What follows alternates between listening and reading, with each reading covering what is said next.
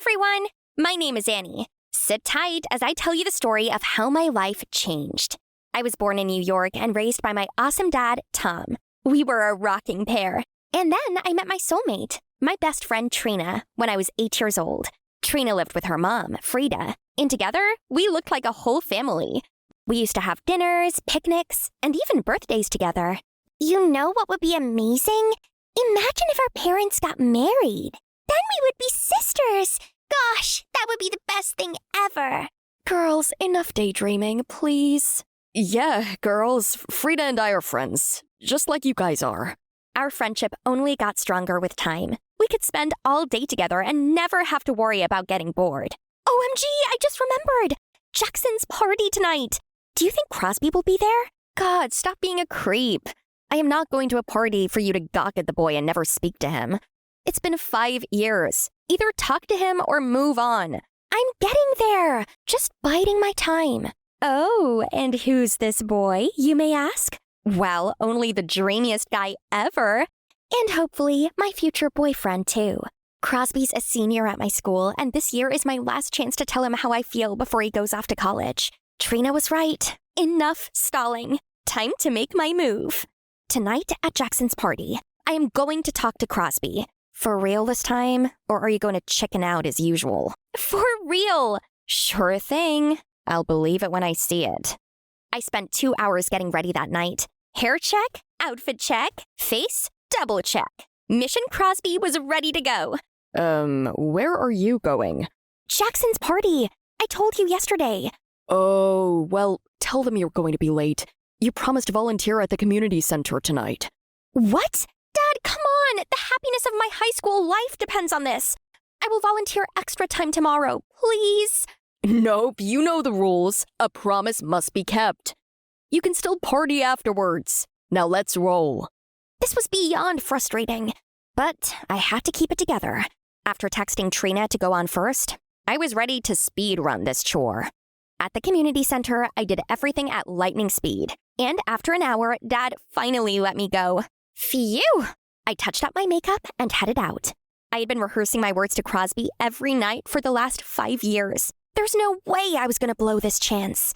I walked in, but there was no sign of Crosby or Trina anywhere. I headed towards the garden, hoping to see either one of my favorite people. But instead, my heart stopped. I saw Crosby and Trina kissing. What's going on? Annie, wait, it's not...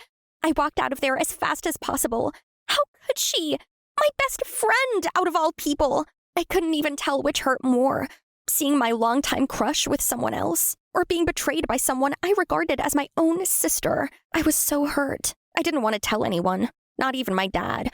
So I ran straight to my room and cried myself to sleep.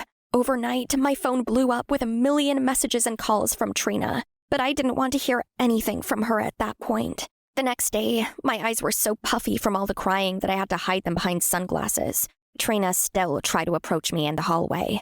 Hey, did you get my messages? No? I don't care what you have to say. I deleted them. Without listening to them? What could you possibly have to say? I know what I saw. You were kissing my boyfriend. What? And how is he your boyfriend? You've never spoken to him before.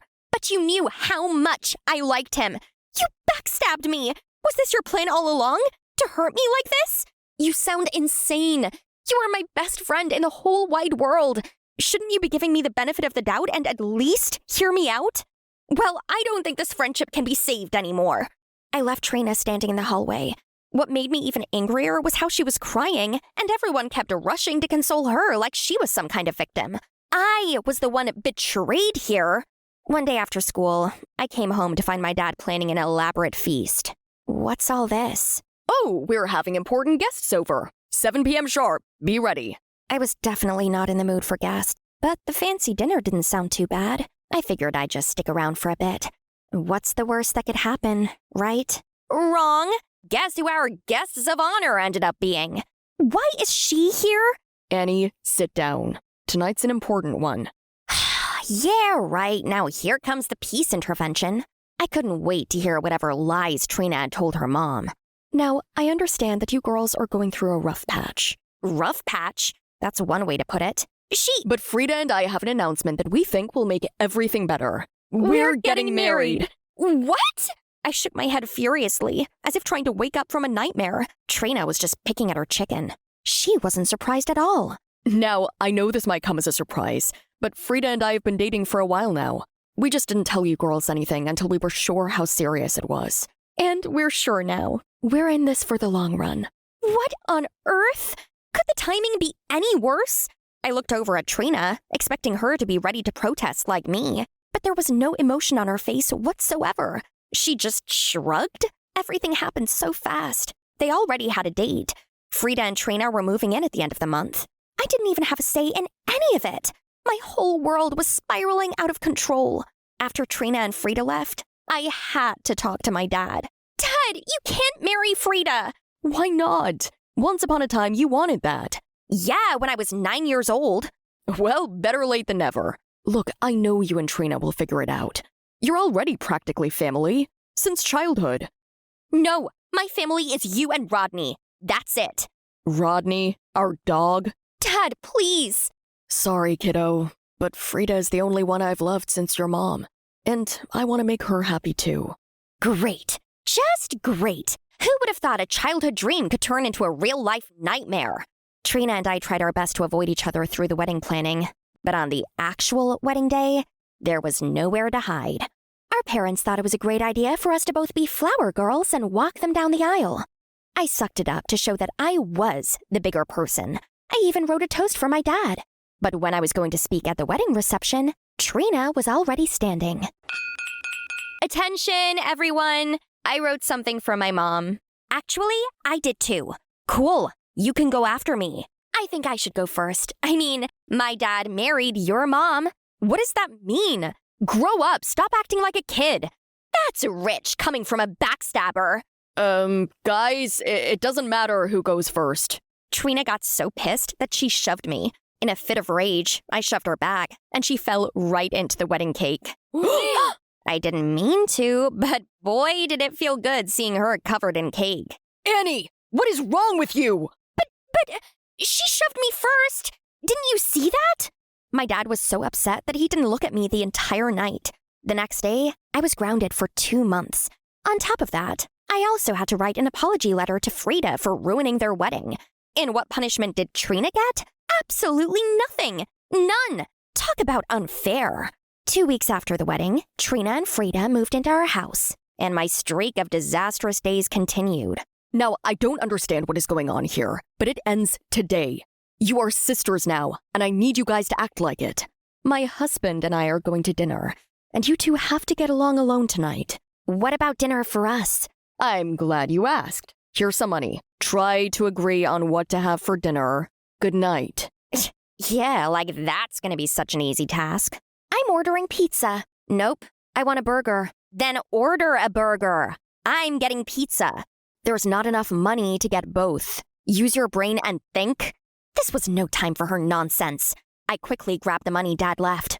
Trina tried to snatch it back from me, and the bill ended up being ripped. Look what you did! Once again, we started shoving each other around, just like on the wedding day. But this time, Trina pushed me, and I accidentally knocked over Dad's flower vase. Ouch! Then she just went into her room and slammed the door. No apology. Nothing. Now what were we supposed to do about dinner? So, thanks to Trina, instead of a delicious pizza, I had to settle for whatever leftovers were in the fridge. When our parents got home and saw the mess, I had to be the one to explain what happened since Trina was still sulking, and they were furious. Now both of us were in big trouble. My antique vase! I am so disappointed in both of you. You couldn't even have one meal together in peace without making a whole mess of the house. I tried, but she tore up the money. That's a lie. I don't care. Go to your rooms. You are both grounded indefinitely. Fine by me, as long as I didn't have to interact with Trina anymore. But being grounded meant coming straight home from school. No parties, no hangouts, no nothing. The boredom was starting to get unbearable, which only fueled my dislike for Trina, even though we barely spoke or even saw each other since the incident. One evening, we were all home when the TV reported a hurricane warning. Immediately, loud thunder exploded, sending our dog Rodney bolting for the door. I ran after him, but he was too fast and fell right into a pond. I knew I had to save him. Rodney couldn't swim. But before I could react, Trina had already jumped in. I had no idea she had been running with me. She got Rodney and handed him to me. But it could have been dangerous for you too, you know? Yeah, but I know what this dog means to you. As she walked away, conflicting feelings swirled in my head. Did Trina really just risk her life to save my dog? Rodney was the last gift I got from my mom before she passed. And I had told Trina that, back when we were close. Later that night, I couldn't sleep, so I went to Trina's room. Hey, thanks again. I'm still shocked you did that for me. I would never do anything to hurt you. Not now or ever. But, I'm tired of this. Look at this video. I sent it to you that night. I owed her this, to at least hear her out now. I played the video and was rendered speechless. It was a CCTV clip of the garden that night at the party. Turned out, Trina and Crosby, they weren't kissing. I had to beg Jackson to get me that CCTV footage. I knew how important that night was for you, and I wanted to make sure Crosby would take you seriously when you confessed. So I thought maybe I should talk to him first. But the music was so loud, I had to lean to talk into his ear, and that's when you walked in. The fact that you thought I could hurt you like this. Oh gosh, how could I have been so quick to judge? I am so sorry. I should have heard you out. Annie, it hurt. Still does. The fact that you just readily threw our entire friendship away over a boy without a second of hesitation. You wouldn't even listen to me. We've dreamt of becoming sisters all along, but when it finally happened, all we did was fight. I know. It's all my fault, Trina. Please forgive me. Just go back to your room, Annie. I need some space. Trina wasn't ready to forgive me, which was completely understandable. But I missed her so much. I needed to make it up to her.